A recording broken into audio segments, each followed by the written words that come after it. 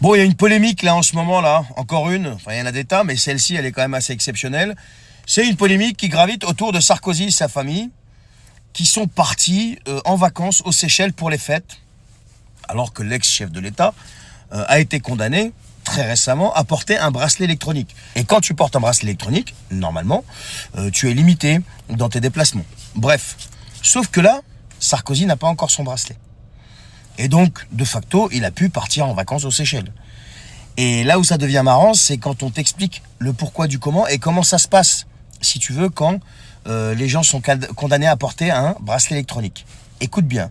Et là, je vais m'appuyer sur, bien sûr, la presse mainstream qui, elle, a accès à des données que nous, on n'a pas. Hein. Et donc là, je me suis appuyé sur le journal 20 minutes et sa rubrique Fake Off. Alors, c'est un jeu de mots à la con, mais Fake Off, c'est pour dézinguer les fake news. Parce que pour eux, c'est une fake news. Alors, écoute bien. Ce qui est expliqué, c'est que quand une personne est condamnée, donc après la condamnation d'une personne à la pose d'un bracelet électronique, eh bien, cette pose de bracelet électronique n'est pas, écoute bien, forcément immédiate, après le prononcé de la peine. N'est pas forcément immédiate, ça veut dire qu'elle peut être immédiate.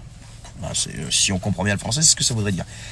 Et donc, comment ça se passe? C'est le parquet général qui doit saisir dans un délai d'1 mois le juge d'application des peines, chargé de déterminer, écoute bien, les modalités de la peine, comme là, en l'occurrence, de l'ex-chef de l'État, M. Nicolas Sarkozy. Et ensuite, et c'est là que ça devient encore plus croustillant, c'est que ce même juge a 4 mois après le prononcé de la condamnation pour définir les modalités de la condamnation et les modalités de l'application de la peine. Et donc, le parquet de Paris a été contacté à ce sujet-là pour s'en expliquer un petit peu au sujet de Nicolas Sarkozy. Et tout ce qu'ils ont trouvé à dire, c'est, je cite, « La procédure suit son cours ». Et bien sûr, l'avocat de Nicolas Sarkozy a été contacté et n'a pas souhaité donner suite aux demandes de contact pour expliquer un petit peu le pourquoi du comment. Donc voilà comment ça se passe. Alors les gars, je veux bien qu'on s'en prenne à Sarko, je suis pas là pour le défendre, mais Sarko lui profite d'un système.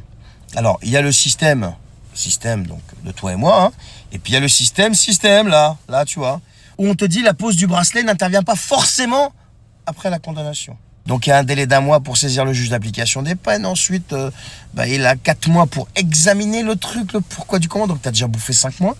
Et ensuite, peut-être qu'il y a pose du bracelet ou il y a un recours ou je sais pas ce qu'il y a d'autre. Voilà.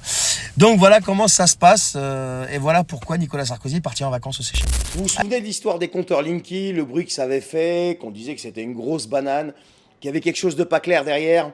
Toute cette histoire-là, il poussait tout le monde à installer des Linky, Eh bien, figurez-vous que la Cour des comptes vient de mettre à jour la supercherie. Tout est mis à nu.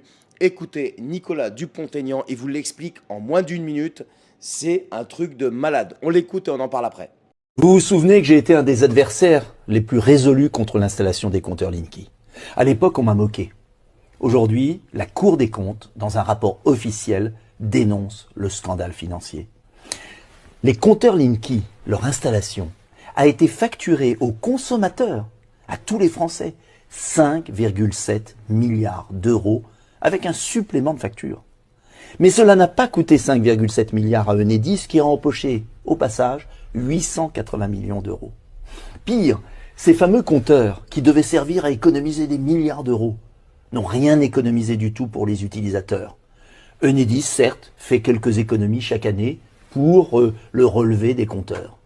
Mais on oublie aussi que la Cour des comptes dénonce le fait que ces compteurs ne vont durer que 15 à 20 ans, alors que les anciens compteurs duraient 60 ans.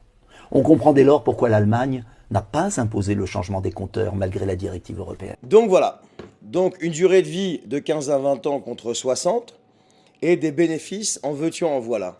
Et c'est qui paye l'addition? Eh bien c'est toi, petit consommateur. Alors je sais pas vous, moi j'ai entendu des histoires, des représentants de chez Enedis et d'autres qui venaient mettre des coups de pression aux gens pour les obliger, les pousser à installer du Linky. Et il y a plein de gens qui se sont fait avoir comme ça. Voilà. Alors que c'était totalement illégal et il n'y avait rien d'obligatoire à l'époque. Hein. Et regardez le résultat aujourd'hui, c'est pas du complotisme, c'est pas de la propagande, c'est pas de la fake news, ça sort tout droit de la Cour des comptes. Alors là, ce qu'on sait, c'est ce qu'ils ont fait avec Linky. Mais il y en a combien des bananes comme ça qu'on a pris sans le savoir? Dites-moi en commentaire.